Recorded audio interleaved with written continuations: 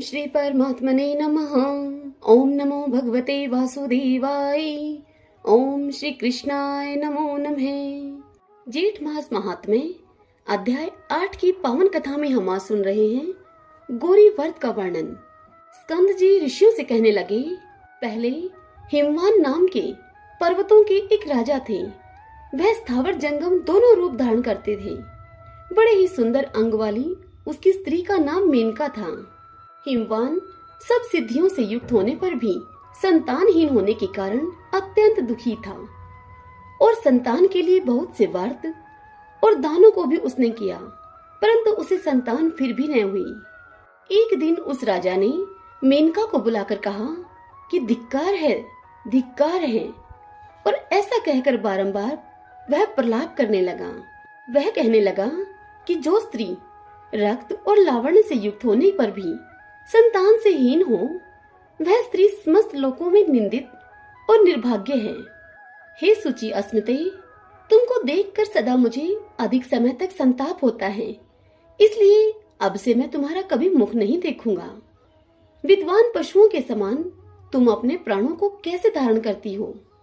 अपने पति के इस प्रकार के ये वचन सुनकर जैसे वायु के आघात से केला और वज्र के आघात से पर्वत गिरता है, ठीक वैसे ही वह मेनका पृथ्वी पर गिर गई और रोती हुई और विलाप करती हुई भगवान विष्णु की शरण में गई। देवी लक्ष्मी के प्रार्थना करने पर और सामने नारद ऋषि को देखकर भगवान विष्णु ने नारद जी को मेनका के पास भेजा। तब नारद जी ने वहां जाकर मेनका को परनाशन व्रत का उपदेश दिया और उससे कहा कि ज्येष्ठ तृतीया आने पर तुम इस व्रत को करो। नारद जी से उपदेश पाने पर मेनका ऐसे पर्वत, गुफा जिनको मनुष्यों ने कभी नहीं देखा था, जो कि सिंह और व्याघ्रों से युक्त हैं, वह पतिव्रता स्त्री वहां जाकर स्थानों के समान नियम में स्थित हो गई और भोजन, निद्रा तथा अन्य किसी भी कर्म को न करके सब कर्मों को उसने त्याग दिया। केवल भगवान विष्णु की गुणमयी और मानसी माया का सदा स्मरण वह करती रही। यह सब दुष्कर अर्थात कठिन कर्म ज्येष्ठ मास में हुआ। अनायास ऐसे कठिन व्रत के हो जाने पर उस व्रत के पुण्य प्रभाव से जगन्नमयी माया प्रकट हो गई। तब उस माया को देखकर मेनका ने परम भक्ति से उनकी स्तुति की। तब माया ने मेनका को वर मांगने के लिए इस प्रकार कहा। माया ने कहा कि हे मेनका, तुम्हारे इस मासोपवास व्रत से मैं अति प्रसन्न हुई। तुम्हारी भक्ति के वशीभूत होकर मैं तुमको जो वस्तु नहीं देने लायक होगी वह भी दूंगी। जगदम्बा के ऐसे वचन सुनकर मेनका अति प्रसन्नता से उनसे बोली कि हे देवी, यदि आप मुझ पर प्रसन्न हैं तो मेरे आंगन में आप प्रसन्न होकर रहें। जगदम्बा कहने लगी कि मैं कन्या होकर रहूंगी तुम्हारे आंगन में। इस प्रकार से कहकर आगे जगदम्बा बोली कि हे मेनका, तुम्हें एक पुत्र भी होगा। मैं तुमसे एक हित की बात कहती हूँ, सो तुम मेरी आज्ञा से करो। एक को अनायास ही इस ज्येष्ठ मास के मासोपवास व्रत का फल मिल गया है। अब तुम अपने घर को जाओ और सदैव इस व्रत को विधि पूर्वक करती रहो। ऐसा कहकर माया अंतर्ध्यान हो गई और मेनका भी अपने घर को चली गई। इस समाचार को सुनकर हिमवान बड़ी प्रसन्नता और हर्ष के साथ दोनों हाथों से मेनका को आलिंगन करके अपनी गोद में बिठाकर उसे समझाने लगा। उसके पश्चात कुछ काल व्यतीत होने पर मेनका गर्भवती हुई और वशिष्ठ ऋषि ने आकर मेनका का पुष्पवन संस्कार कराया। इस कथा को सुनाते हुए स्कंद जी ऋषियों से आगे कहते हैं कि हिमाचल के समान मनुष्य पृथ्वी पर अति दुर्लभ होते हैं, जिसके घर में स्वयं जगदम्बा प्रकट हुई हो और उमा, गौरी और पार्वती के नाम से विख्यात हुई। इस प्रकार ज्येष्ठ शुक्ल चतुर्थी को शिवा प्रकट हुई। इसलिए सौभाग्य की वृद्धि के लिए स्त्रियों को चतुर्थी के दिन शिवा का व्रत अवश्य करना चाहिए। मिट्टी का शिव बनाकर मंडप के चारों द्वारों को अच्छी तरह से सुशोभित करना चाहिए।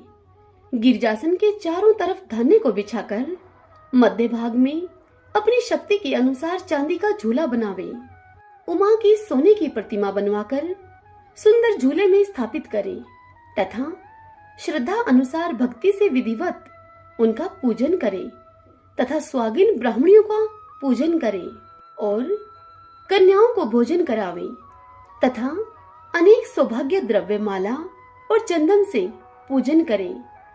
गाना बाजा तथा कीर्तन आदि से सारा मास व्यतीत करे। नित्य हविष्यान का भोजन करे और यतन पूर्वक नित्य कथा सुने। तत्पश्चात फल समाप्ति के लिए उद्यापन करे और गौरी भीरमायम इस मंत्र से खीर का हवन करे। समस्त कार्य करते समय दूध देने वाली गौ का दान करे। यह स्त्रियों के लिए सौभाग्यदायक गौरी व्रत प्रसिद्ध है। जो स्त्री मोहवश चतुर्थी को भोजन करती है वह जन्म जन्मांतर में दुर्भागा होती है।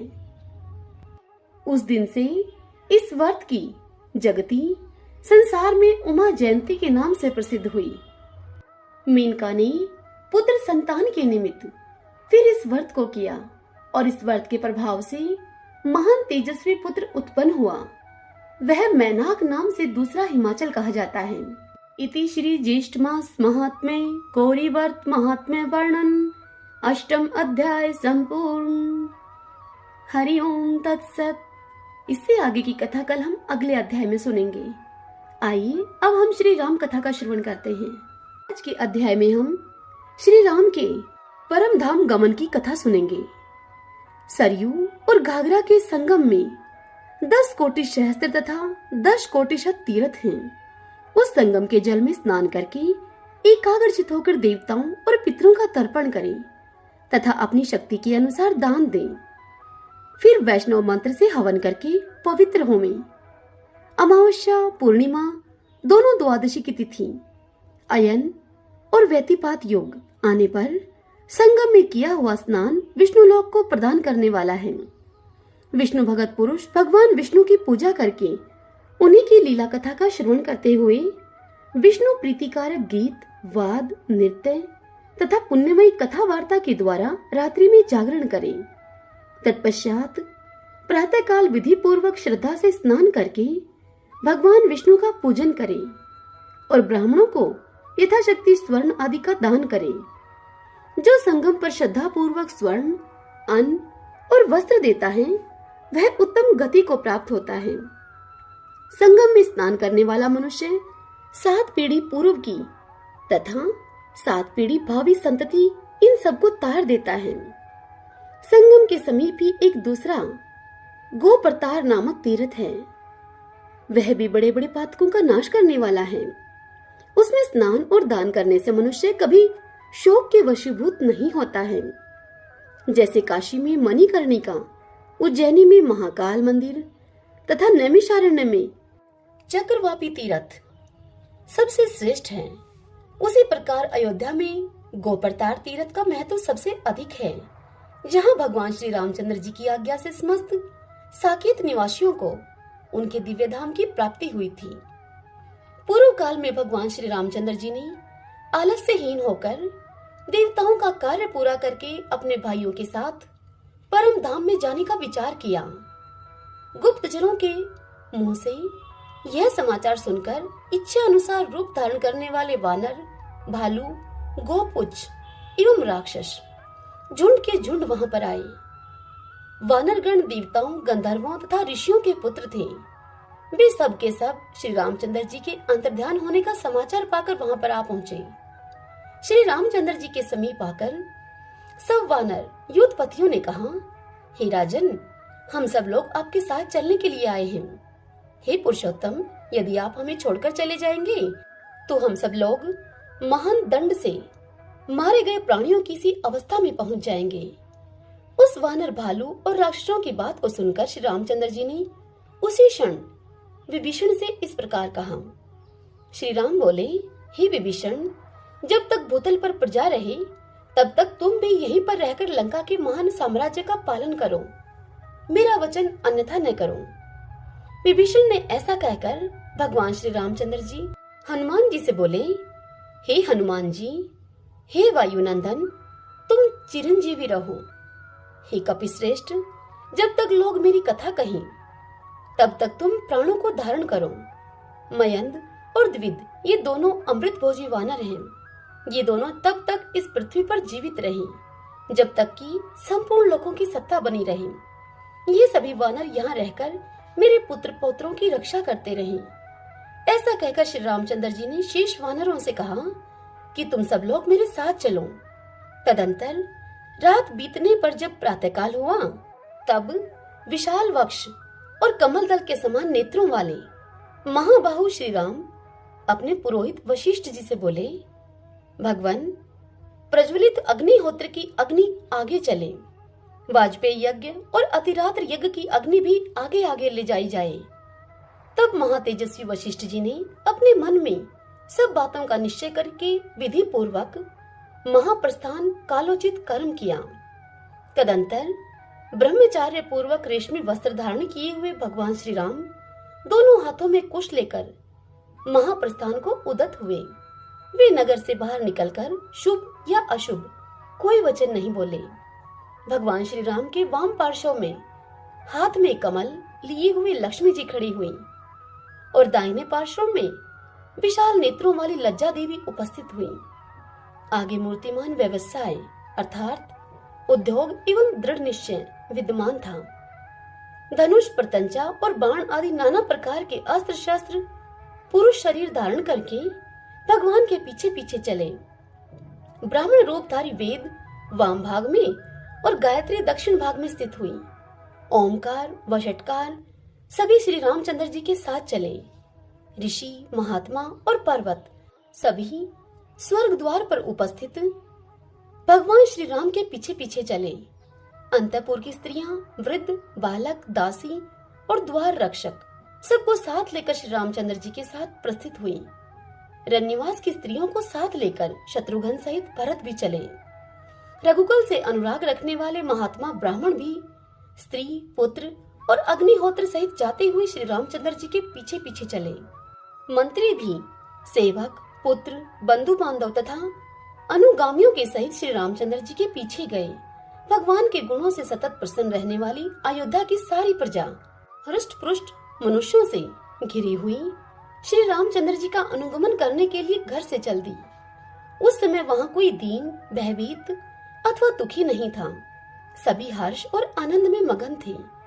अयोध्या में उस समय कोई अत्यंत सूक्ष्म प्राणी भी ऐसा नहीं था जो स्वर्ग द्वार के समीप खड़े हुए श्री रामचंद्र जी के पीछे न गया हो।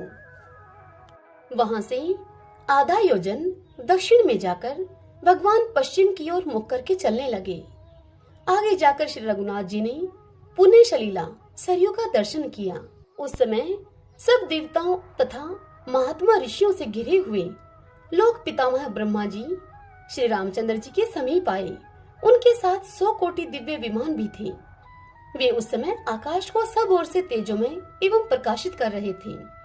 वहाँ परम पवित्र, सुगंधित एवं सुखदायिनी वायु चलने लगी। श्री रामचंद्र जी ने अपने चरणों से सरयू जी के जल का स्पर्श किया। तदंतर ब्रह्मा जी देवताओं के साथ श्री रामचंद्र जी की स्तुति करने लगे। बोले कि हे देव, आप समस्त लोकों के पति हैं। आपके स्वरूप को कोई नहीं जानता। हे विशाल लोचन, आप अचिंत्य एवं अविनाशी ब्रह्मा रूप हैं। हे महावीर्य, आप अपने जिस दिव्य स्वरूप को ग्रहण करना चाहें, आप ग्रहण करें। ब्रह्मा जी के ऐसा कहने पर भगवान श्री राम ने अपने भाइयों के सहित दिव्य वैष्णव तेज में शरीर प्रवेश किया। तत्पश्चात सूर्यश्रेष्ठ भगवान विष्णु का सब देवताओं ने पूजन किया। देवताओं का मनोरथ पूर्ण हुआ था, इसलिए वे सब बहुत प्रसन्न थे। उस समय महातेजस्वी भगवान विष्णु ने पितामह ब्रह्मा से कहा, हे सुवर्त, इस जन समुदाय को तुम्हें उत्तम लोक देना चाहिए। भगवान का यह आदेश पाकर सर्वलोकेश्वर ब्रह्मा ने कहा कि वे समस्त मानव सांतानिक लोक में निवास करेंगे। स्वर्ग द्वार तीर्थ में श्री रामचंद्र जी का चिंतन करते हुए जो प्राण त्याग करता है, वह परम उत्तम सांतानिक लोक को प्राप्त होता है। सांतानिक लोक मेरे लोक से भी ऊपर है। वानर आदि में से जो जिस देवता के अंश थे, वे उसी में मिलेंगे। सूर्य पुत्र सुग्रीव सूर्य मंडल में चले जाएंगे। ऋषि, नाग और यक्ष सभी अपने अपने कारण को प्राप्त होंगे। देवेश्वर ब्रह्मा जी के इस प्रकार कहने पर गोप्रतार तीर्थ में उपस्थित जल सरयू को प्राप्त हुआ। तत्पश्चात वहां सरयू जल परिपूर्ण हो गया। फिर तो सभी ने जल में डुबकी लगाई और हर्ष पूर्वक प्राण त्याग करके मनुष्य शरीर को त्याग दिया और विमानों में बैठकर दिव्य लोक को प्रस्थान किया। पशु पक्षी आदि की योनि में जो जीव थे वे भी सरयू में प्रवेश करके शरीर त्याग करके दिव्य रूपधारी हो गए। इसी प्रकार अन्य चराचर प्राणी भी उत्तम शरीर पाकर देवलोक अर्थात सांतानिक में गए। भगवान श्री राम देवताओं के साथ परम धाम में गए। अतः सबको तारने वाला वह तीर्थ गोप्रतार के नाम से प्रसिद्ध हुआ। गोप्रतार तीर्थ में उत्तम मोक्ष प्राप्त होता है। गोप्रतार तीर्थ में निसंदेह भगवान विष्णु स्थित हैं। उसमें जो भी स्नान करता है वह निश्चय ही योगियों के लिए भी दुर्लभ परम धाम को प्राप्त होता है। जितेंद्रिय मनुष्यों को वहां विशेष रूप से कार्तिक की पूर्णिमा में स्नान करना चाहिए। नियम पूर्वक व्रत पालन करने वाले श्रद्धालु पुरुषों को भगवान विष्णु के उद्देश्य से वहां स्नान पूर्वक ब्राह्मणों का विशेष रूप से पूजन करना चाहिए तथा श्री हरि की प्राप्ति के लिए बड़ी भक्ति के साथ नाना प्रकार के अन्न, स्वर्ण और भांति भांति के वस्त्र दान करने चाहिए। इस प्रकार पुण्य आत्मा पुरुष उत्तम विधि से गोप्रतार तीर्थ में यत्न पूर्वक स्नान करके आदर पूर्वक भगवान विष्णु जी की पूजा करने पर समस्त पाप और ताप से रहित होकर उन्हीं के सायुज्य को प्राप्त होता है। सूत जी कहते हैं कि सीता कुंड से वायव्य कोण में श्रीरोधक नामक तीर्थ है जो सब दुखों का नाश करने वाला है। पूर्व काल में राजा दशरथ ने वहीं पुत्र के लिए पुत्रेष्टि नामक यज्ञ किया था। यज्ञ के अंत में वहां भगवान अग्निदेव अपने हाथ में हविष्य से भरा हुआ सोने का एक पात्र लिए हुए दृष्टिगोचर हुए थे। उस हविष्य में परम उत्तम विष्णु तेज व्याप्त था। राजा ने उसके 4 भाग करके अपनी पत्नियों को बांट दिया। जहां उस क्षीर अर्थात खीर या हविष्य की प्राप्ति हुई थी वही श्रीरोधक नाम वाला तीर्थ प्रसिद्ध हुआ। जितेंद्रिय पुरुष उस तीर्थ में आदर पूर्वक स्नान करके संपूर्ण भोगों और बहुज्ञ पुत्रों को प्राप्त करता है। अश्विन शुक्ला एकादशी को व्रत का पालन करने वाला पुरुष वहां विधि पूर्वक स्नान करके ब्राह्मण को यथाशक्ति दान दे। इससे वह संपूर्ण मनोरथों को प्राप्त कर लेता है। उस श्रीरोधक स्थान से नृत्य कोण में बृहस्पति का कुंड प्रसिद्ध है। वह सब पापों का नाशक तथा पवित्र जल की तरंगों से सुशोभित है, जहाँ साक्षात बृहस्पति जी ने निवास किया है। वह तीर्थ सघन पत्तों की छाया से सुशोभित एवं नाना प्रकार के फल देने वाला है। पापियों के लिए वह दुर्लभ है। भादों के शुक्ल पक्ष की पंचमी तिथि में वहाँ की यात्रा फलदायिनी होती है। अन्य समय में भी बृहस्पति के दिन उसमें किया हुआ स्नान बहुत फलदायक है। जो मनुष्य वहाँ भगवान विष्णु तथा बृहस्पति का पूजन करता है वह सब पापों से मुक्त होकर वैकुंठ धाम में आनंद का अनुभव करता है। उसके दक्षिण भाग में परम उत्तम रुक्मिणी कुंड है, जिसे श्री कृष्ण की प्रियतमा महारानी रुक्मिणी देवी ने स्वयं निर्माण कराया था। उस समय भगवान विष्णु ने स्वयं ही उस कुंड के जल में निवास किया। अपनी पत्नी के स्नेह से वर देकर भगवान ने उस कुंड के महत्व को और अधिक बढ़ा दिया है। मनुष्य को चाहिए कि वह मन और इंद्रियों को संयम में रखकर वहां स्नान, दान, वैष्णव मंत्र से होम, ब्राह्मण पूजन तथा भगवान विष्णु का अर्चन करे। कार्तिक कृष्णा नवमी को वहां की वार्षिक यात्रा करनी चाहिए। इससे सब पापों का नाश होता है। यात्रा करने वाला मनुष्य रुक्मिणी और श्री कृष्ण की प्रीति के लिए अपनी शक्ति के अनुसार दान दे। वहां शंख, चक्र, गदा एवं पद्म धारण करने वाले भगवान लक्ष्मीपति का इस प्रकार से ध्यान करना चाहिए। भगवान के श्री अंगों में पीतांबर शोभा पा रहा है। ये वनमाला पहने हुए हैं और नारद आदि ऋषि उनकी स्तुति करते हैं। मस्तक पर मुकुट शोभा पा रहा है तथा वे इंद्रिय नीलमणि आदि दिव्य रत्नों के आभूषणों से विभूषित हैं। वक्ष स्थल में कौस्तुभमणि प्रकाशित हो रही है, जो समस्त कामनाओं एवं फल की प्राप्ति कराने वाली है। भगवान की अंग कांति अलसी के फूल की भांति श्याम है उनके नेत्र कमल दल के समान परम सुंदर हैं। इस प्रकार ध्यान करने पर मनुष्य निसंदेह संपूर्ण मनोरथों को पा लेता है और इहलोक में सुख भोग कर भगवान के लोक में आनंद का अनुभव करता है। रुक्मिणी कुंड के वायव्य कोण में धन यक्ष नाम से प्रसिद्ध उत्तम तीर्थ है। पूर्व काल की बात है, विश्वामित्र मुनि ने राजस्व यज्ञ करने वाले राजा हरिश्चंद्र से दान में उसका सारा राज्य ले लिया। तत्पश्चात वह सब राज्य और धन एक यक्ष के संरक्षण में दे दिया। किसी समय परम बुद्धिमान विश्वामित्र मुनि उस यक्ष पर प्रसन्न हुए और बोले कि हे यक्ष, यह तीर्थ धन यक्ष के नाम से प्रसिद्ध होगा। यहाँ 9 निधियों का पूजन करने से मनुष्य इहलोक में सुख और परलोक में आनंद का अनुभव करता है। महापद्म, पद्म, शंख, मकर, कश्यप, मुकुंद, कुंद, नील और खर्व, ये 9 निधियां हैं। इन सब का इस कुंड में निवास होगा। यहाँ जल में निधि लक्ष्मी का पूजन करना चाहिए। माघ कृष्णा चतुर्दशी को यहाँ की वार्षिक यात्रा होनी चाहिए। उस समय स्नान और पितृ तर्पण विशेष रूप से करने चाहिए। धन यक्ष तीर्थ से उत्तर दिशा में वशिष्ठ कुंड नामक विख्यात तीर्थ है, जो सदा सब पापों का नाश करने वाला है। वहाँ तपोनिधि वशिष्ठ और निर्मल व्रत वाली अरुंधति जी का नित्य निवास है। उसमें आलस्य छोड़कर जो बुद्धिमान पुरुष स्नान और विशेष रूप से श्राद्ध करता है, उसे उत्तम पुण्य की प्राप्ति होती है। वहाँ वशिष्ठ और वामदेव जी का यत्न पूर्वक पूजन करना चाहिए। पतिव्रता अरुंधति देवी वहाँ विशेष रूप से पूजनीय है। उस तीर्थ में विधि पूर्वक स्नान और यथाशक्ति दान करना चाहिए। जो उसमें स्नान करता है वह वशिष्ठ के समान होता है। भाद्र मास की शुक्ला पंचमी को विधि पूर्वक मन और इंद्रियों को संयम में रखते हुए वहाँ की वार्षिक यात्रा करनी चाहिए और प्रयत्न पूर्वक श्रद्धा से भगवान विष्णु की पूजा करनी चाहिए। ऐसे करने वाला पुरुष सब पापों से शुद्ध चित होकर भगवान विष्णु के लोक में जाता है। वशिष्ठ कुंड से पश्चिम दिशा में सागर कुंड के नाम से विख्यात एक तीर्थ है, जो संपूर्ण कामनाओं और मनोरथों की सिद्धि देने वाला है।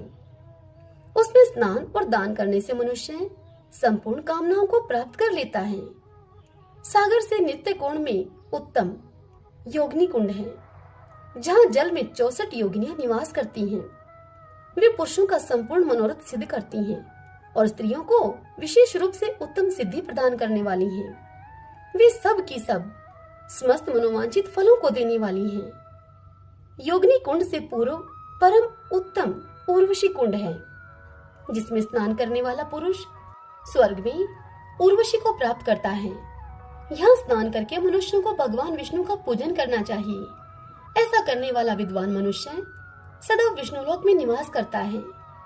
वह स्त्री हो या पुरुष, सब मनोरथों को पाता है। उर्वशी कुंड के दक्षिण भाग में उत्तम गोशारक कुंड है, जो कि सब पापों का नाश करने वाला है। वहाँ स्नान और दान करने से मनुष्य सूर्यलोक में प्रतिष्ठित होता है।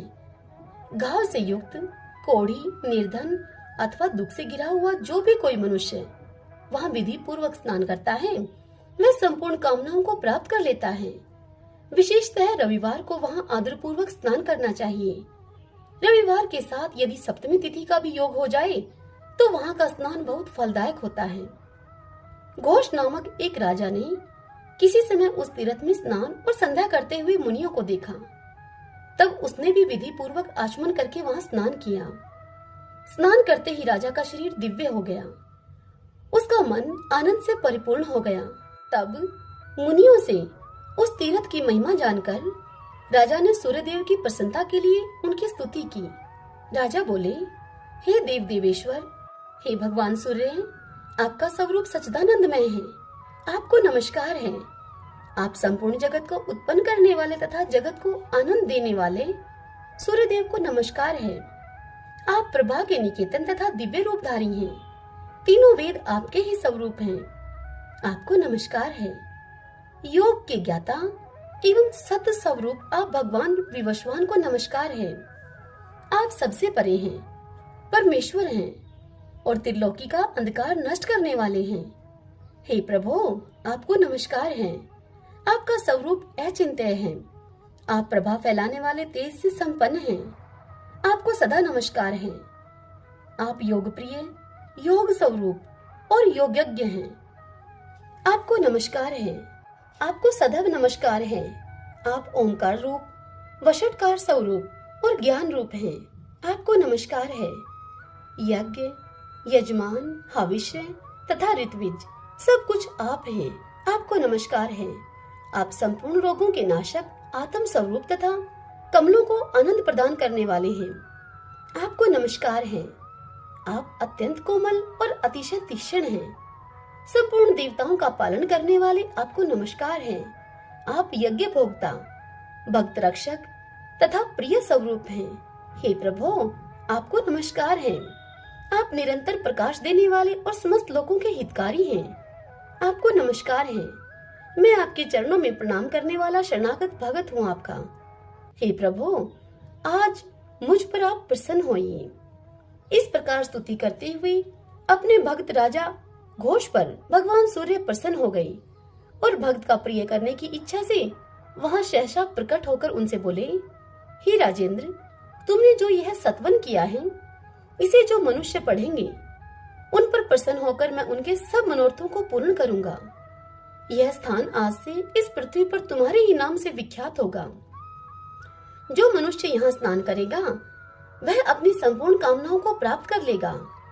इस प्रकार वरदान देकर भगवान सूर्यदेव अंतर्ध्यान हो गए। राजा ने भगवान सूर्य के शरीर से प्रकट हुई दिव्य सूर्य मूर्ति लेकर वहां उसको स्थापित कर दिया और स्वयं ही उसकी पूजा की।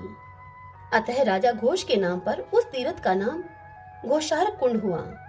हरि ओम तत्सत। ओम नमो भगवते वासुदेवाय। जय सिया राम। इससे आगे की कथा कल हम अगले अध्याय में सुनेंगे। यह कथा आपको कैसी लगी? इस वीडियो को लाइक करके कमेंट बॉक्स में ओम नमो भगवते वासुदेवाय लिखकर हमें अवश्य बताइएगा।